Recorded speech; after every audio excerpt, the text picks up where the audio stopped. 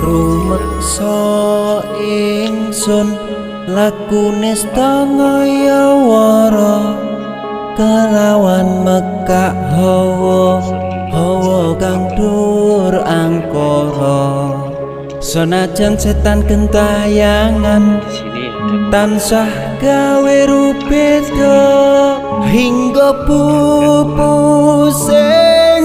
jaman hametek ingsun nyirep geni wisamorka maperhardaning panca saben ules sing netra linambaran sing kawelasan ingkang paring kamulyan Sang Hyang Jati